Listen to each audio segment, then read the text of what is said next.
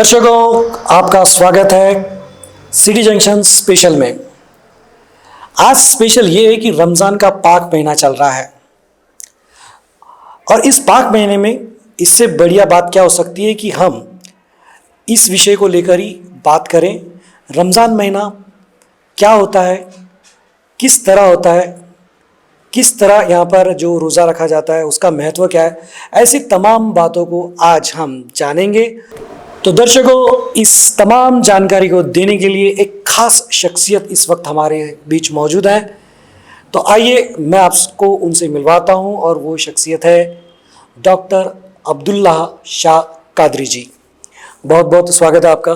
Thank you. सबसे पहले sir मुझे ये बताइए कि रमज़ान को पाक महीना कहा जाता है, बरकतों का महीना कहा जाता है, ऐसी खास क्या बात होती है कि इसे इतना महत्व दिया जाता है? रमज़ान का महत्व कुरान में बयान किया गया है और कुरान में बयान किया गया है कि इसमें कुरान उतरा, जिसमें फ़ैसले की बातें हैं, जिसमें मार्गदर्शन की बातें हैं। और रमज़ान का एक महत्व है कि इसमें के रोज़े अल्लाह ने फ़र्ज़ किए गए। इसके रोज़े फ़र्ज़ के अब से पहले जो उम्मती थी उनमें भी रोज़े फ़र्ज़ किए गए थे। और रोज़े इसलिए फ़र्ज़ किए गए, रोज़ों को कर्तव्य इसलिए बना दिया गया ताकि लोग परहेज़गार बन जाएं, नेक बन जाएं, गुनाहों से बचने वाले और खुदा से डरने वाले बन जाएं। चूँकि इस महीने में रोज़े रखे जाते हैं और किसी महीने के रोज़े फ़र्ज़ नहीं है, तो इस महीने का नाम कुरान में आया है, बाकी किसी और महीने का नाम कुरान में नहीं आया है, इसलिए इस महीने का बहुत महत्व है। जी जी, बहुत बढ़िया। सर हमें बताइए कि ये जो रोज़ा रखा जाता है इसका इस रमज़ान के महीने में क्या खासियत है? जैसे बाकी दिनों में हम उपवास रखते हैं, जनरली बाकी समाज में रखते हैं, तो इसमें जो रोज़ा रखा जाता है बहुत पाक माना जाता है। और क्या वजह है कि रमज़ान में जो उपवास रखा जाता है, जिसको रोज़ा कहा जाता है, वो बाकियों से ज़्यादा महत्वपूर्ण होता है? इसके महत्व की वजह यह है कि इस महीने में अगर इस महीने के रोज़े हैं फ़र्ज़, यानी एकदम ज़रूरी हैं और इनमें जो पुण्य मिलता है वो ज़्यादा है। और बाकी जो 11 महीने हैं, उन 11 महीनों में जो रोज़े रखे जाते हैं वो रोज़े होते हैं नफल। उनमें पुण्य मिलता है लेकिन इसकी बनिस्बत कम मिलता है, इसमें पुण्य ज़्यादा मिलता है। एक ये इसको फ़र्ज़ किया गया है। और सिर्फ 5 दिन ऐसे हैं जिनमें रोज़े नहीं रखना है साल में, और बाकी और दिनों में रोज़े रखने की अनुमति है।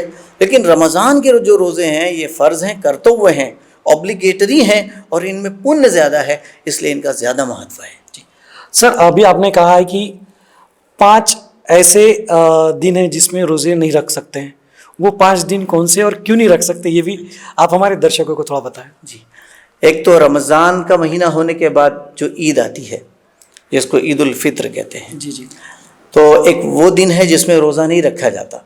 और इसी तरह जो ईद आती है जिसको ईद अज़हा कहा जाता है, जिसको कुर्बानी वाली ईद कहा जाता है, जी जी, इस ईद के दिन और इसके बाद के 3 दिन, ये 5 दिन जो है, ये 5 दिन में रोज़ा नहीं रखा जाता है, क्योंकि इन 5 दिनों में लोग खाते हैं, पीते हैं, दोस्तों को खाने पीने के लिए दोस्तों के घरों पे जाते हैं, रिश्तेदारों को बुलाते हैं, रिश्तेदारों के घरों पे खाने पीने जाते हैं, तोहफे पेश करते हैं, एक दूसरे को खाने पीने की चीज़ें गिफ्ट करते हैं इन 5 दिनों में। तो ये 5 दिन अल्लाह की तरफ से खाने पीने के दिन हैं, इसलिए इन 5 दिनों में रोज़ा रखने की अनुमति नहीं है। और बाकी साल भर जिसका जब दिल चाहे रोज़ा रख सकता है। लेकिन रमज़ान के महीने में रोज़ा रखने की अनुमति भी है और ये रोज़ा रखना कर्तव्य है, ऑब्लिगेटरी है, इसमें रोज़ा रखना ही होगा। लेकिन हाँ, कोई मुसाफिर है या कोई बीमार है या कोई ऐसी गर्भवती महिला है या कोई दूध पिलाने वाली महिला है जिसको बच्चे को दूध पिला रही है, तो उसको प्रॉब्लम हो सकता है, तो उसको छूट है कि वो रोज़े छोड़ दे और बाद में किसी और महीने में रख ले। जी जी। डॉक्टर साहब, मैं ये जानना चाहता हूँ कि छोटे छोटे बच्चे भी ये जो है वो रोज़े रखते हैं, तो इनमें कोई छोटे बच्चों में साइड इफ़ेक्ट्स वगैरह, क्योंकि दिन भर कुछ भी नहीं करना है, ना पानी पीना है, ना कुछ करना है, तो ऐसे खास करके जब गर्मियों के दिन होते हैं, जैसे अभी शुरू है और इतना टेम्परेचर है, तो क्या साइड इफ़ेक्ट्स हो सकते हैं इसमें? इसमें जो है ना, पहली बात तो बच्चे को जब रोज़ा रखा है ना, तो उसको, जैसे आजकल जो रोज़ा चल रहा है वो लगभग चल रहा है 15 घंटे का। तो हमको अगर बच्चे को रोज़ा रखाना, और गर्मियों का मौसम भी है, तो बच्चे को हम पहले 8 घंटे का रोज़ा रखाएं, फिर 9 घंटे का रखाएं, 10 घंटे का रखे बच्चा। इस तरह बच्चे को धीरे धीरे जो है रोज़ा रखना सिखाएं। बच्चों के ऊपर फ़र्ज़ भी नहीं है, रोज़े जो फ़र्ज़ है बालिग के ऊपर फ़र्ज़ है। बच्चों को तो हमको ट्रेनिंग देना है, तो बच्चों को धीरे धीरे रखना चाहिए। और अगर बच्चे की तबीयत होता है तो साइड इफ़ेक्ट तो होता नहीं है, बच्चे संभाल लेते हैं, मैनेज कर लेते हैं। और बच्चे की तबीयत बिगड़ने लगे तो माँ बाप को अनुमति है कि बच्चे को पानी पिला दें, बच्चे को खाना खिला दें, क्योंकि रोज़ा उनके ऊपर फ़र्ज़ नहीं है, रोज़ा तो उनके लिए एक ट्रेनिंग है। और जब बच्चा बड़ा हो जाएगा, लड़का 12 से 15 साल की उम्र के बीच में कभी भी बालिग हो सकता है, और लड़की 9 से 15 साल की उम्र में कभी भी बालिगा हो सकती है। तो जब बच्चा बालिग हो जाता है तो अब उसके ऊपर रोज़े फ़र्ज़ हो गए। जी जी।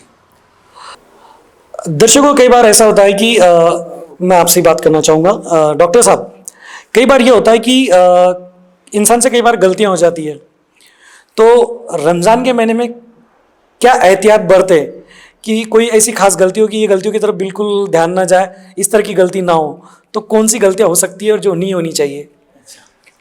रमज़ान के महीने में एक ये है कि हम रोज़ा रखते हैं और भूखे प्यासे रहते हैं दिन भर, तो इसमें हमको अपने आप को संभालना है। हमको चिड़चिड़ापन का प्रदर्शन हमको नहीं करना है, एक ही गलती हमको नहीं करनी है। दूसरी बात यह है कि रमज़ान में हम दान ज़्यादा देते हैं, दानशूर बन जाते हैं, तो अब फ़कीर भी ज़्यादा आएंगे। तो हम तो बनने गए थे दानशूर, दान देने गए थे, लेकिन अब फ़कीर ज़्यादा आने लगे तो हम चिड़चिड़ बन गए। तो हमको यहाँ पर रमज़ान के महीने में चिड़चिड़ापन का प्रदर्शन भी नहीं करना है। फिर इसी तरह इफ्तार में खाने पीने में संतुलन रखें। बहुत ज़्यादा कोल्ड ड्रिंक, बहुत ज़्यादा हॉट ड्रिंक का हम यूज़ करेंगे तो हमारा स्वास्थ्य बिगड़ सकता है। और कहीं ऐसा हो गया कि 25 रोज़े रखे और उसके बाद हमारी तबीयत बिगड़ गई और हम 5 रोज़े नहीं रख पाए, तो ये हमारा कितना बड़ा नुकसान होगा। तो हम अपनी सेहत को, अपने स्वास्थ्य को संभालने की कोशिश रखें, खाने पीने का संतुलन बनाए रखें।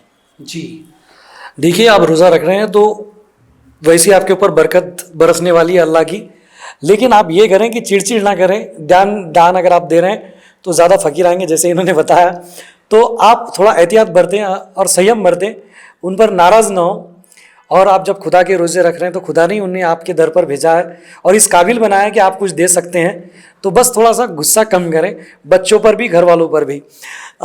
जैसे अभी बात चल रही थी बच्चों की भी, बीमारी की भी, अभी कोरोना चल रहा है, ऐसे समय में अभी नमाज के लिए मस्जिदें भी बंद है, सभी तरह के बंद हैं धार्मिक स्थल, तो कुछ फ़र्क पड़ता है इससे?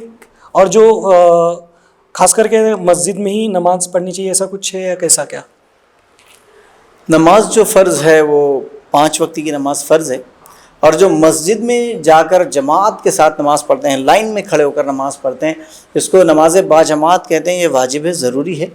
लेकिन अगर कोई ख़तरा है, जैसे शेर आके मस्जिद के दरवाजे पर बैठ गया है, ख़तरा है, तो अब मजबूरी है, तो इस मजबूरी में लोग घरों में नमाज़ पढ़ेंगे।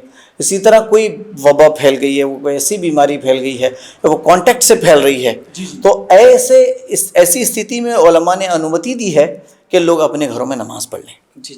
तो अब रमज़ान का महीना है, तो रमज़ान का महीना है और आपके शहर में जो है बहुत ज़्यादा ऐसी कोई बीमारी फैल गई है जो कांटेक्ट से फैलती है, और जिसके वैज्ञानिक बता रहे हैं, डॉक्टर्स बता रहे हैं कि इसका वायरस इतना ख़तरनाक है कि एक व्यक्ति के सांस से 2 फुट दूर खड़े हुए व्यक्ति तक पहुंच सकता है, और उसके श्वसन संस्थान में पहुंचकर, उसके फेफड़ों में पहुंचकर उसको बाधित कर सकता है।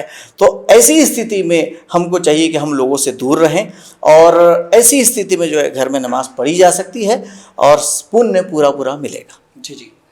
यानी आप घर पर रहकर भी नमाज अदा कर सकते हैं और वही पुण्य आपको मिलेगा जो मस्जिद में मिलता है। जैसे भी बात कोरोना की चल रही है, तो अभी जो रोज़ा रखते हैं तो इम्यूनिटी के ऊपर कुछ फ़र्क पड़ता है क्या इसका, पॉजिटिव या निगेटिव? आप डॉक्टर भी है, इसलिए ये सवाल मैं आपसे कर रहा हूँ। इम्यूनिटी पर तो पॉजिटिव असर पड़ता है, इससे इम्यूनिटी मजबूत होती है, क्योंकि दिन भर भूखा प्यासा रहने की वजह से हमारा जो डिफेंस सिस्टम है वो मजबूत हो जाता है, और ऐसी एंटीबॉडीज़, ऐसे बैक्टीरियाज़ कि जो हमारे बॉडी को नुकसान पहुंचा सकते थे, हमारी बॉडी जो है उनको यूज़ करने लग जाती है। हमारी बॉडी जो है, और ऐसे एंटीबॉडीज़ जो वेस्ट एंटीबॉडीज़ हैं हमारी बॉडी के लिए, जो हार्मफुल एंटीबॉडीज़ हैं, वो नष्ट हो जाती हैं। जापान के एक साइंटिस्ट ने जो है इस पर रिसर्च की, उसकी रिसर्च ये थी कि कैंसर जो है किस तरह पैदा होता है और कैंसर को रोका किस तरह जा सकता है। तो उसकी रिसर्च ये थी कि उसने देखा कि कैंसर को पैदा करने वाली कुछ टॉक्सिक एंटीबॉडीज़ हैं जो इंसान के अंदर जो है कैंसर उत्पन्न करती हैं, कैंसर पैदा करती हैं। फिर उनको दूर कैसे किया जा सकता है, तो उसकी रिसर्च पहुंची कि अगर इंसान साल भर में 20-25 दिन भूखा प्यासा रहे, 15 घंटे 12 घंटे भूखा प्यासा रहे, तो वो हानिकारक एंटीबॉडीज होगी, बॉडी जो है उनको यूज़ कर लेगी। यूँ समझ लीजिए, दूसरे शब्दों में बॉडी उनको खा जाएगी और इस तरह इंसान कैंसर से मुक्त हो जाएगा। तो इस तरह ये इस साल में यूँ समझ लीजिए ये एक बहुत अच्छा व्यायाम है, ये बहुत अच्छी एक्सरसाइज है। इससे इंसान की इम्यूनिटी कमज़ोर नहीं होती है बल्कि उसकी इम्यूनिटी मजबूत होती है। मैं जब से लगभग 15 साल का हुआ तब से लेकर मैं लगातार रोज़े रख रहा हूँ, लेकिन अभी तक मुझे ऐसी कोई बड़ी बीमारी नहीं हुई, या रमज़ान के महीने में कोई ऐसी तबीयत बिगड़ गई हो या ऐसा कुछ हो गया हो, ऐसा आज तक कुछ नहीं हुआ। चलिए, हम भी दुआ करेंगे कि ऐसा कुछ ना हो। अभी रमज़ान में और क्या क्या खास चीज़ें करनी चाहिए जो कई बार नहीं कर पाते हैं, वो थोड़ी हमारे दर्शकों को बता दें। देखिए, इस वक्त जो लोगों में फैल गया है वो फैल गया स्वार्थ, मतलब अपनापन। अपने लिए सब कुछ है, अपनी जगह। और रमज़ान का महीना जो हमको सिखाता है वो, हम भूखे रहते हैं तो हमको भूखों की भूख का एहसास होता है। तो जब भूखों की भूख का हमको एहसास होगा तो उनको दान देने का जज्बा भी हमारा बढ़ेगा, ये भावना भी हमारी बढ़ेगी। तो इसकी तरफ आज बहुत ज़रूरत है। और हमारा देश जो है भूखमरी के केसेस में हमारा देश बहुत आगे निकल गया है और हमारा देश प्रगतिशील देश है। ऐसे वक्त में हमको जो है ना स्वार्थ से आगे बढ़कर दानी और दानशूर बनने की ज़रूरत है। और जिसका एहसास हमको देता है रमज़ान, तो रमज़ान हमको ये सिखाता है कि हम दानशूर बने, दानी बने, लोगों को देने वाले बने, भूखे रहकर भूखों की भूख और प्यास का एहसास करने वाले बने। रमज़ान हमको ये सिखाता है कि 14-15 घंटे हो गए हैं लेकिन कोई हमको पानी देता है, हम पानी नहीं पीते हैं। नहीं भाई, अभी सूरज डूबने को आधा घंटा बाकी है, मैं अभी पानी नहीं पीऊँगा। कोई नहीं देख रहा है मगर खुदा देख रहा है। तो ये भावना हमारे लिए साल भर के हमारे अंदर पैदा हो जाए। कोई रिश्वत दे तो हम कहें कि कोई नहीं देख रहा है लेकिन खुदा देख रहा है। कोई हमको चोरी के लिए आमादा करे, कोई हमको डाके के लिए आमादा करे, कोई हमको झूठा सर्टिफिकेट इशू करने के लिए आमादा करें, हम उसको ये जवाब दें कि हमको कोई नहीं देख रहा है लेकिन खुदा देख रहा है। जी। जब हम कोई भी गलत काम करते हैं तो हमें लगता है कोई देख नहीं रहा। जिस तरह बिल्ली आंखें मूंद कर दूध पीती है, उसे लगता है कोई नहीं देख रहा, लेकिन देख रहा है, ऊपर वाला देख रहा है। और आपने बहुत अच्छी जानकारी दी है। तो दर्शकों, आज मुबारक जुम्मा है। हम आपको बता दें कि आने वाले जुम्मे के दिन भी डॉक्टर साहब हमारे साथ में रहने वाले हैं और रमज़ान पर ही और अधिक जानकारी हम आपको देने वाले हैं। अगर आपके भी कुछ सवाल हैं जो आप इनसे जानना चाहते हैं तो कमेंट बॉक्स में आप हमें लिख कर भेजिए, या नीचे एक मोबाइल नंबर दिया जा रहा है, उस मोबाइल नंबर पर भी आप हमसे संपर्क कर सकते हैं। जब ये कार्यक्रम आप देखें तो आपको ये कैसा लगा ये भी आप हमें बताएं, और आप इसमें क्या क्या देखना चाहते हैं। अब जब तक ये रमज़ान है तब तक के हर जुम्मे के दिन डॉक्टर साहब हमारे साथ में रहने वाले हैं और रमज़ान को लेकर ढेर सारी बातें हम आपसे करने वाले हैं। तो आज के लिए मुझे लगता है इतना समय काफ़ी हो गया है। जाते जाते रमज़ान के लिए एक टिप आप सबको दे दें।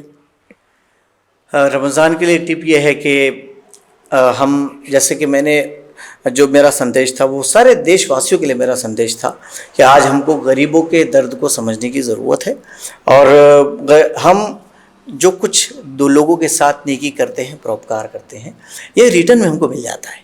हम प्यार देते हैं तो प्यार मिलता है, हम मुस्कुराते हुए चेहरे के साथ रहेंगे तो हमको मुस्कुराहटें मिलेंगी, हम लोगों को टेंशन देंगे तो टेंशन मिलेगा। यानी जो नसीर अकबर आबादी उर्दू भाषा में कवि थे और वो सामाजिक स्तर पर बातें करते थे। वो कहते थे कि कलयुग नहीं करयुग है, इस हाथ दे उस हाथ ले, कलयुग नहीं करयुग है ये, करयुग कर, कलयुग नहीं करयुग है ये, इस हाथ दे उस हाथ ले, क्या खूब सौदा नकद है, इस हाथ दे उस हाथ ले। जो करेंगे वो मिलेगा, प्यार देंगे प्यार मिलेगा, मुस्कुराहट बांटेंगे मुस्कुराहट मिलेगी। अब आप किसी निराश व्यक्ति के पास बैठे, वो निराशा की बातें करेगा, वो आपको भी निराश कर देगा। और आप किसी प्रफुल्लित आदमी के पास बैठे, खुश आदमी के पास बैठे, तो आपके भी मन में खुशी आ जाएगी। तो रमज़ान आया है, मन में खुशी आ गई है। रमज़ान आया है, हमको कुछ देने के लिए आया है। ये मेहमान है, 11 महीने के बाद आता है और आके हमको बहुत कुछ सिखा के जाता है, हमारी ट्रेनिंग करके जाता है। यूँ समझ लीजिए ये हमारा 30 दिन का एक ट्रेनिंग कोर्स है, ये हमारा मेडिटेशन ट्रेनिंग कोर्स है, ये हमारा ह्यूमैनिटी ट्रेनिंग कोर्स है। ओके दर्शकों, उम्मीद करते हैं कि ये जुम्मा स्पेशल, वैसे तो सिटी जंक्शन स्पेशल है लेकिन आज जुम्मा स्पेशल हो गया है।